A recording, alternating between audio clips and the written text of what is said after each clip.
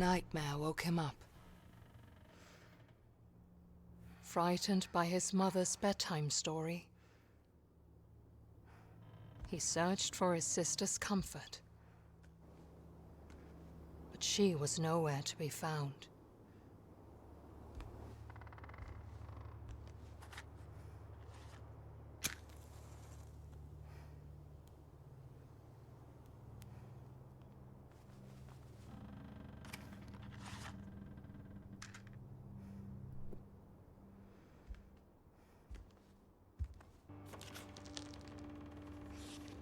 There once was a girl who snuck out of her bedroom window at night, even though her mother had told her not to.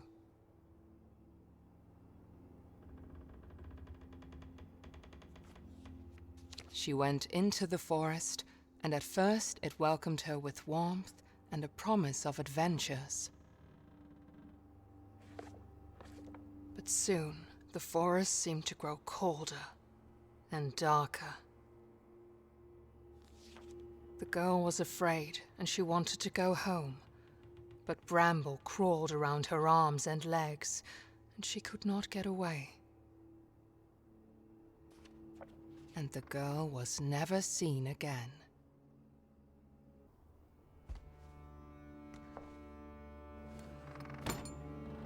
The darkness outside scared him.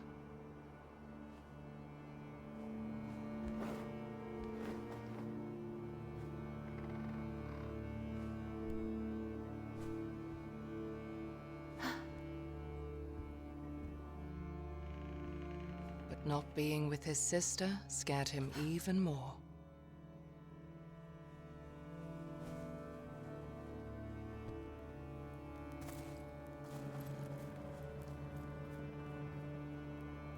A light in the dark. A symbol of hope.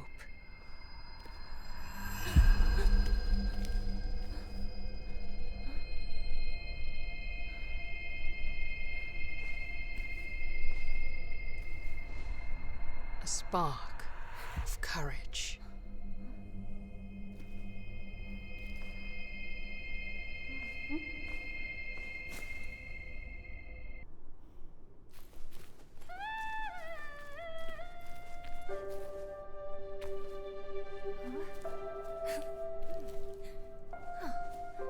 What do you have there? Lilimur asked. It glimmers beautifully.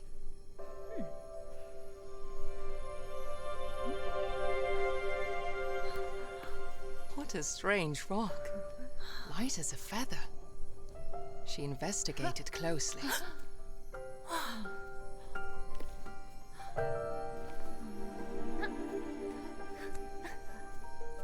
Let us play, little brother, Lilimur bubbled.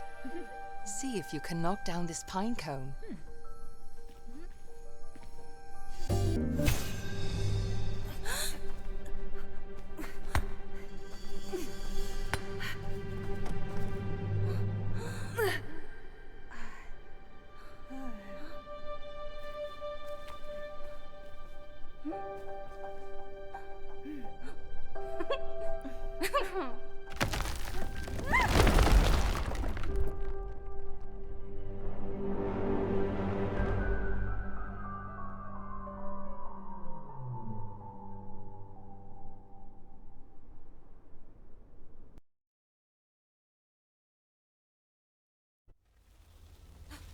Together, they tumbled down deeper and deeper through the old ruin.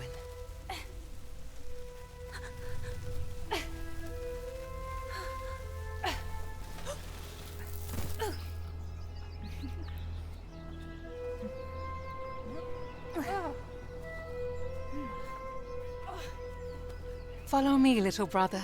I will protect you, Lilimur said.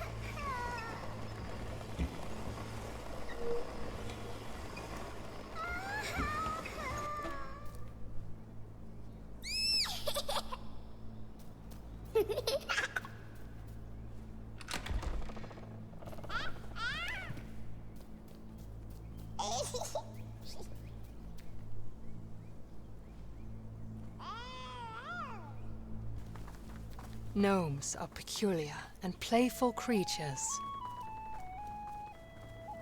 They live peacefully in daylight and keep in their houses at night. Visitors that don't want to eat them were unheard of until this day.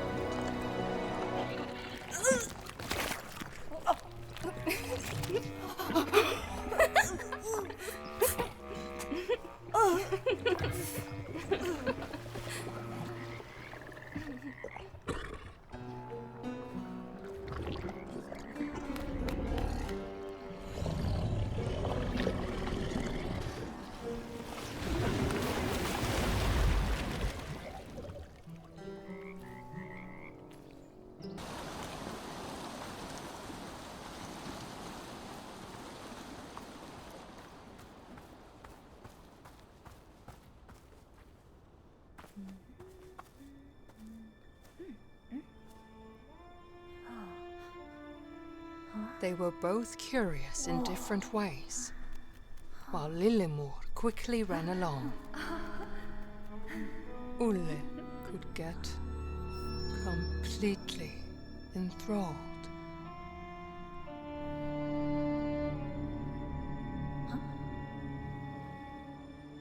And suddenly, Ulle was alone again.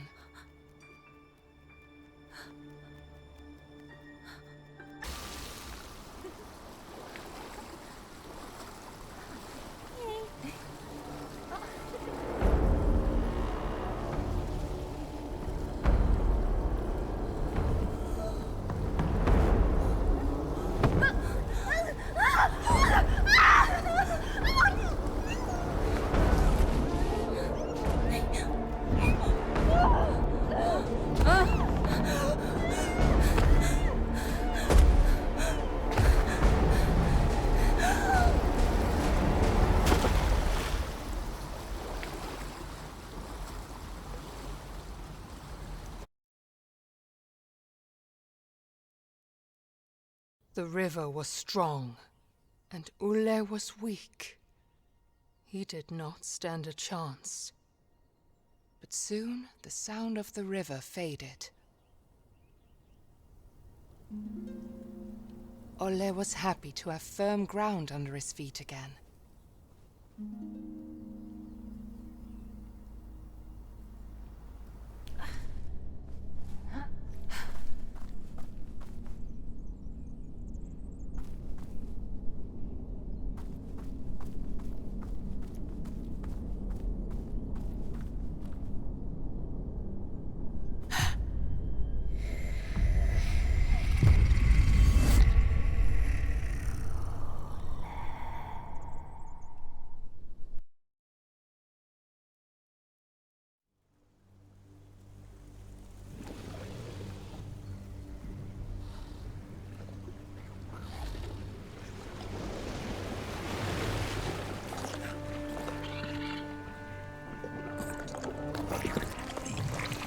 Frog King made sure that his new friend did not drown.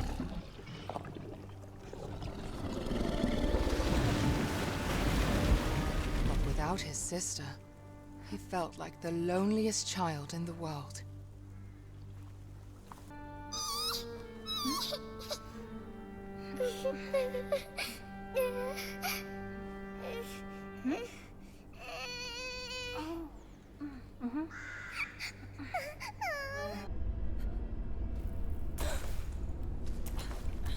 Ulle wanted to cry. A couple of hours ago, he had been in his warm bed. Now, he had almost died several times. His sister was gone, and he was soaked in smelly sewer water.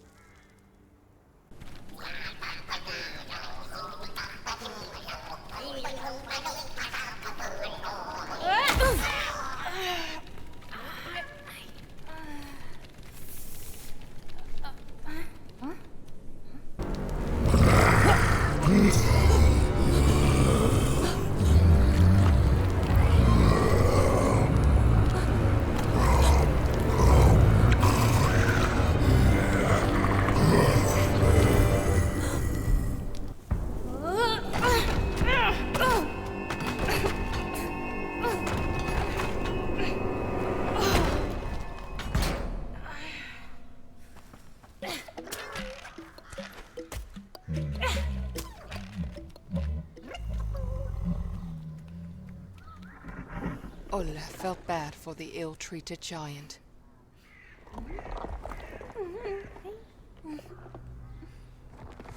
Lemmus might be big, but he had a warm stone heart.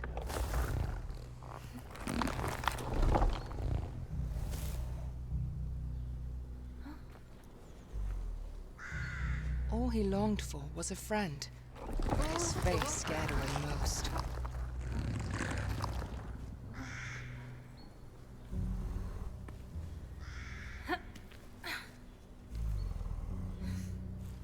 Even so, it seemed like he had found one.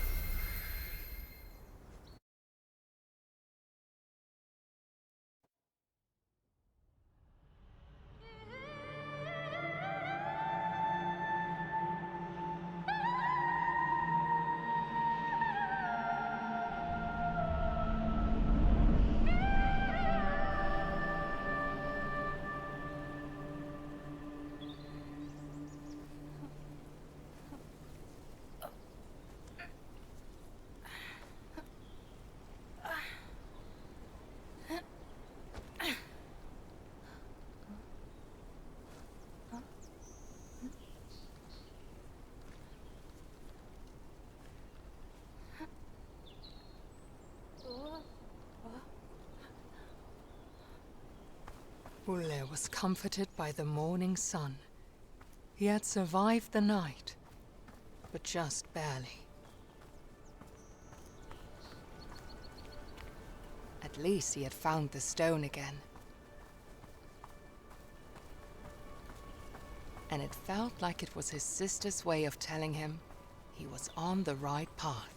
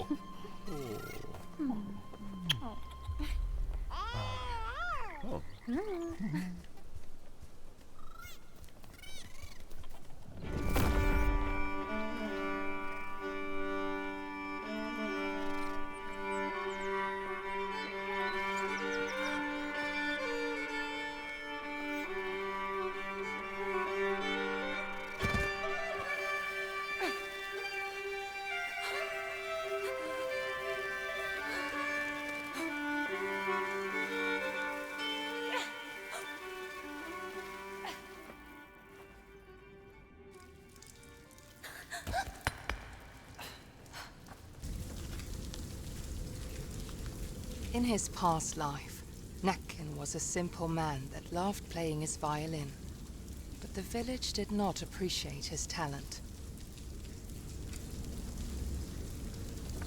People would frequently bully him, and the only soul that did not was a girl that Nakin fell in love with. One day the bullying and beatings became so severe that Nakin's anger finally overtook him. He marched into the village, playing forbidden melodies that made everyone dance, until their flesh and bone got worn down. They eventually died, leaving behind shuffling corpses, still trying to dance to Nakin's melodies. His love was not spared death either. Devastated, Nakin left the town and lived by the lake, drowning in his sorrow, where he still lures people with his deadly music.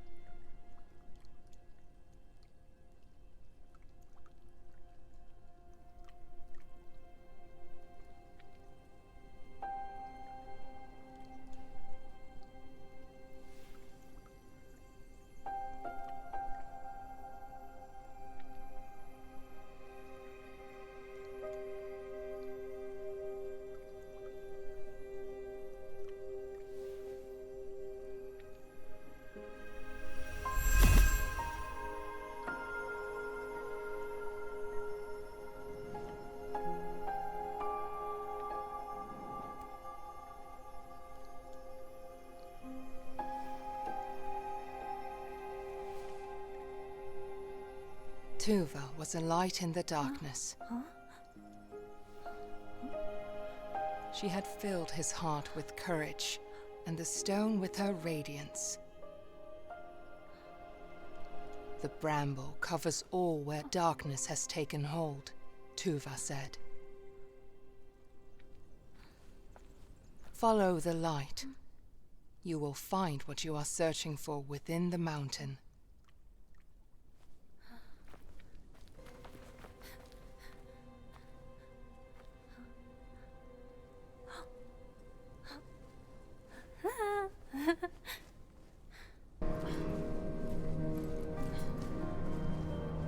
The land was once a peaceful kingdom with a great king. Now, his image embodied the darkness that had drowned the world in Bramble.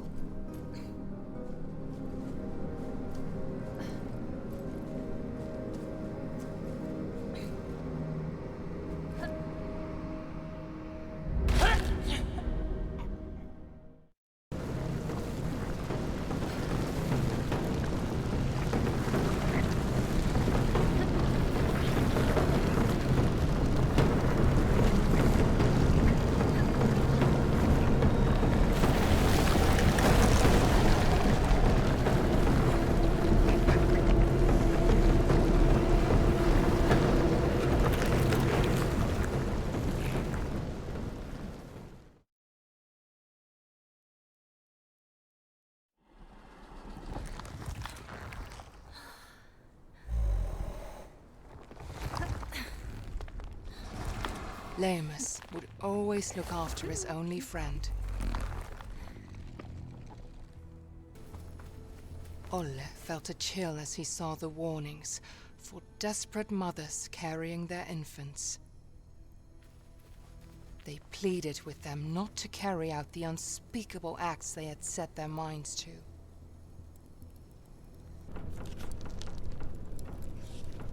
If you find yourself in pain and sorrow, cry no more, they will be gone tomorrow.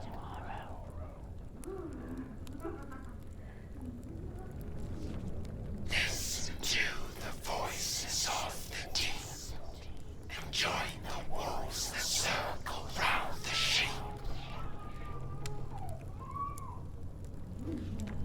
A temporary sacrifice you make in order for your powers to awake.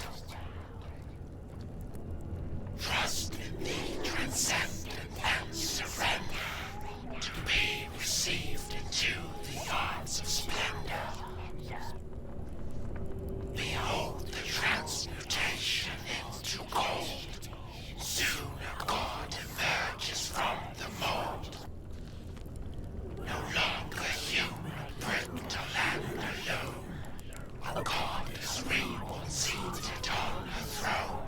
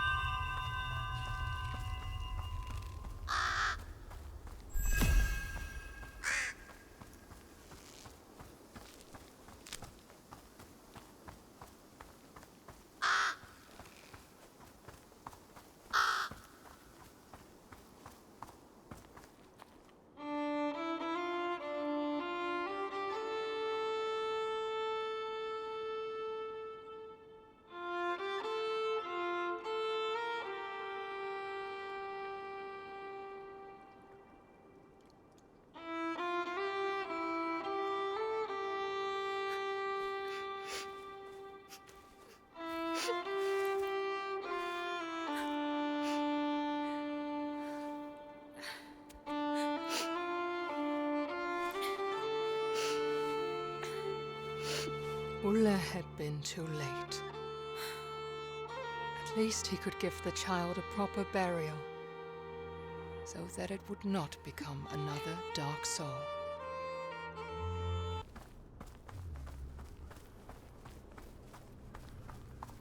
There was a light in the darkness. Guilt and sorrow weighed him down, but the warm glow felt comforting.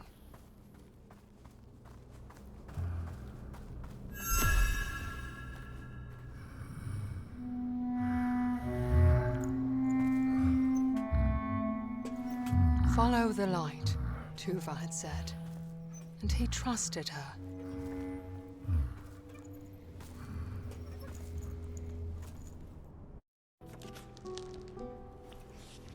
Long ago, there was a peaceful kingdom that lacked an heir to the throne. King Niels and his queen Magdalena had waited for a long time, and at last she was expecting a child. She gave birth to the longed-for son, and they named him Ulrich. But suddenly, doctors crowded around the queen's bed. Magdalena succumbed to the labors of childbirth. The love of his life was gone. Weighed down by sorrow, King Niels approached his autumn. Meanwhile, Ulrich grew into a young boy full of life. The prince was the only thing that kept the darkness at bay in his heart. One day, Prince Ulrich fell ill. The doctors tried everything, but he grew weaker and weaker. They told King Niels about a mythical flower that witches were rumored to use to heal any illness. King Niels searched the whole kingdom for the flower to no avail, and his campaign soon became a gruesome witch hunt. His path was lined with the witches he had slain, but the flower was nowhere to be found.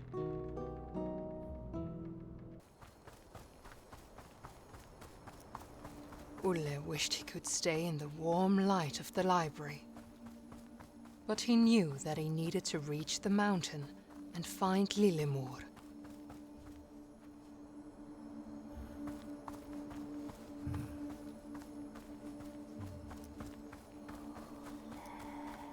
Suddenly, he heard a familiar voice. "Follow me, little brother. I will protect you."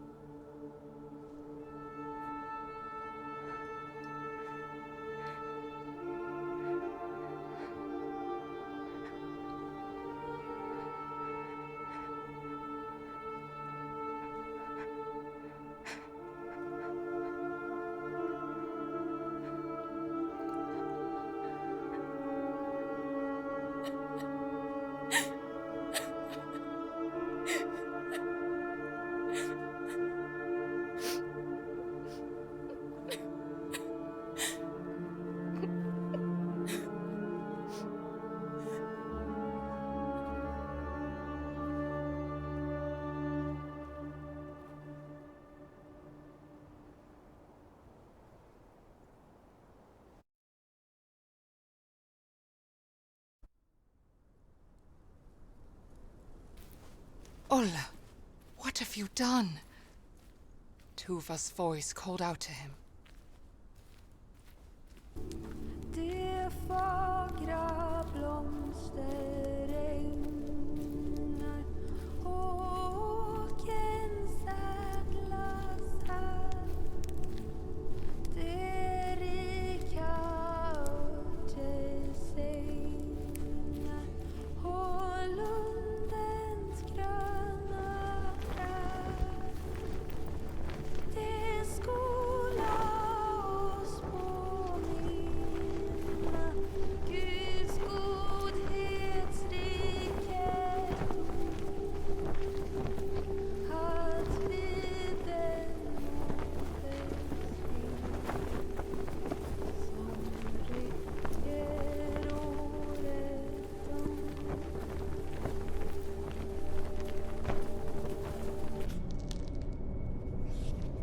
Once there was a peaceful village near a great forest. One night, people began to see a beautiful woman with long dark hair lurking in the shadows during the full moon. Men started to follow her into the forest. Some of them never returned, and those who did had lost their minds. Eventually, the villagers had enough. They took all the dark-haired women of a certain age and put them on trial for witchcraft. They started to execute them, hoping to find the right one. Yet men kept disappearing during full moon nights.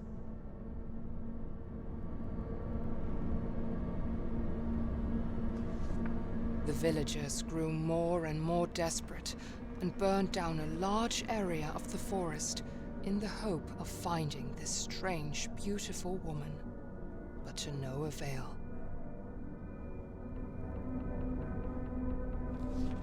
The villagers had lost themselves. They killed their own mothers and daughters. They burned down more of the forest that had served them with resources. Then one night, when the moon shone at its brightest, 5 brave men took matters into their own hands. They put on their coats and walked into the burnt forest to hunt for the woman with the dark hair. After a time, they saw the beautiful woman standing in a clearing. The men were instantly enchanted and followed her deep into the forest. She was a shapeshifter that mimicked what men wanted to see in order to lure them away. When they were close enough to touch her, she transformed into something monstrous. She ripped their chests open, hung them up in the trees, and drew strange powers from their still beating hearts. And no one would ever see them again.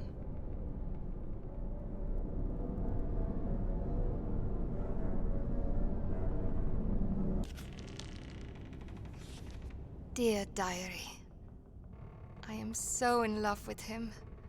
I cannot even describe it. It feels like he loves me too. Our village still tries to heal its wounds from the dark days, but at least me and my love survived and have each other.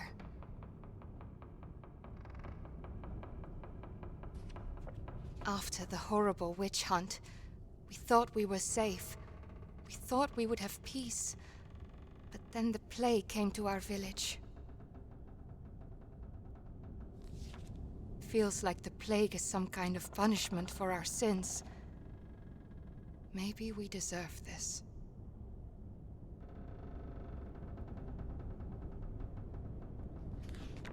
People say they have seen an old woman with a rake at night. Every house she passes, people inside get sick. I hope she does not come to my house. Every morning someone new has fallen ill, and shortly thereafter they die.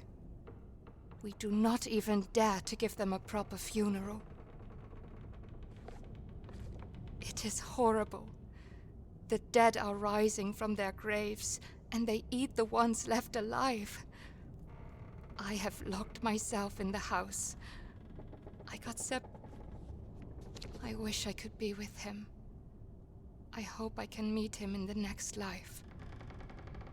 I'm out of food, and the dead are right outside my door. I miss him so much.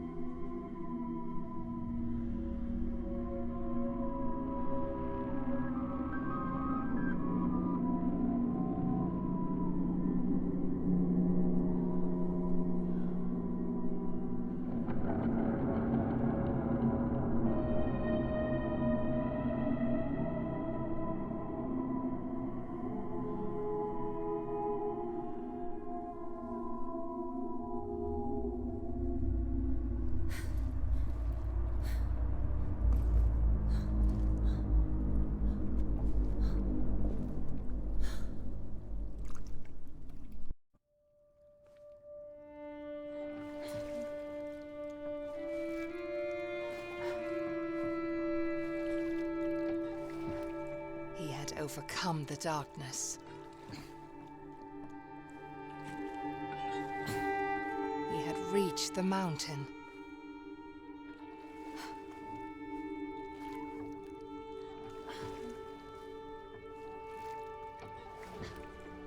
He could finally find his sister.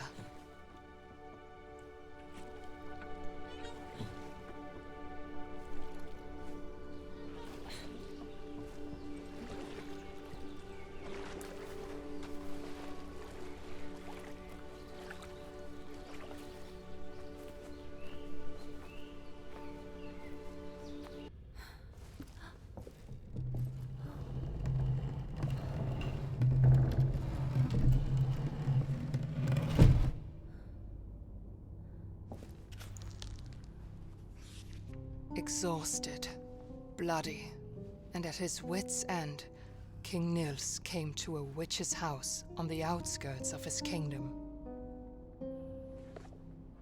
He fell to his knees, begging the witch to help cure his son, and she agreed. The witch explained that the flower held tremendous power that could only very carefully be used. The witch instructed he only use a single petal. Using the whole bloom would only invite death. Ulrich began to recover, but discontent at the royal line had grown in the kingdom, following King Nils' bloody campaign.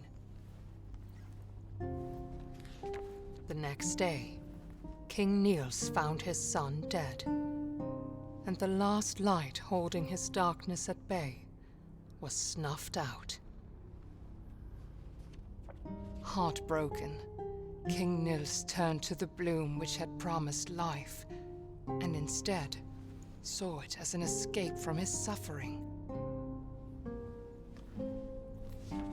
The witch, having come to visit the king and the prince, looked at the nightmarish scene in despair.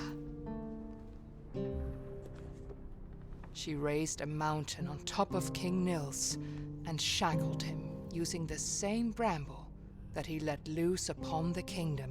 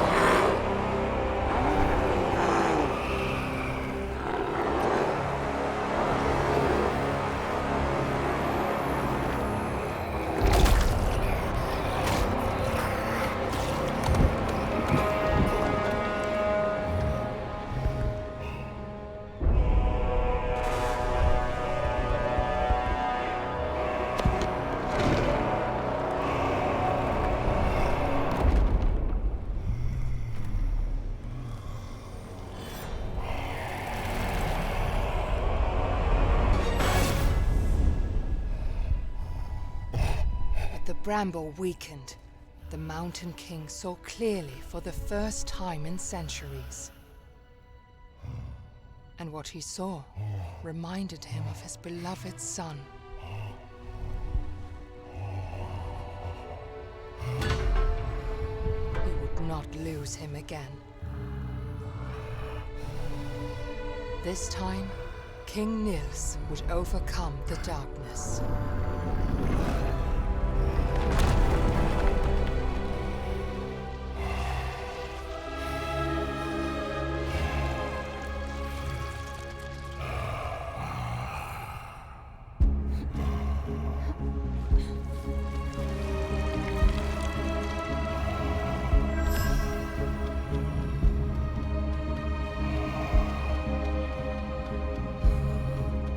The source of the curse blossomed.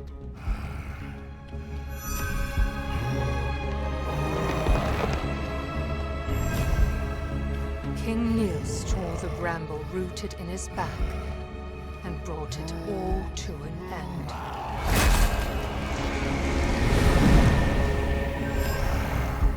The only way to get to Lillimor was now up and in.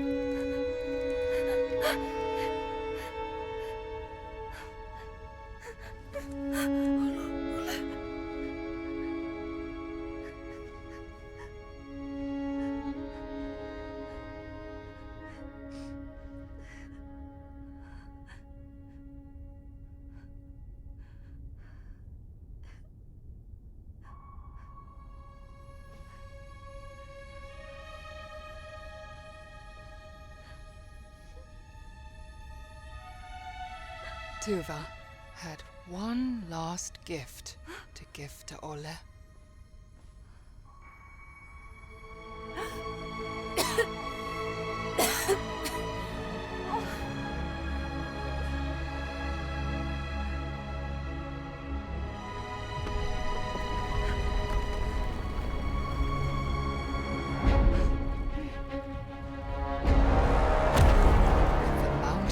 Dead, his prison started to crumble.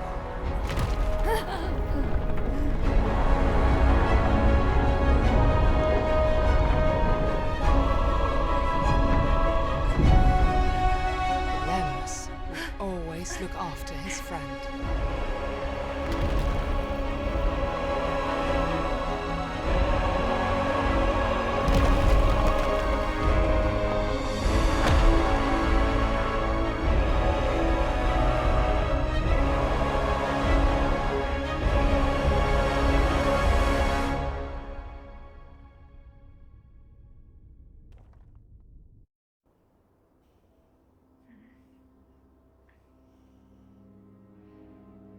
A nightmare woke her up. Frightened by her memories, she searched for her brother's comfort, but he was nowhere to be found.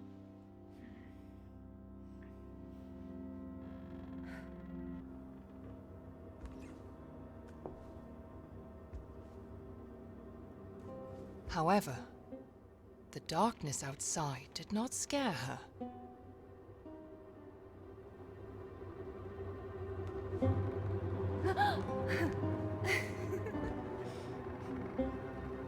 Because she knew she had her brother.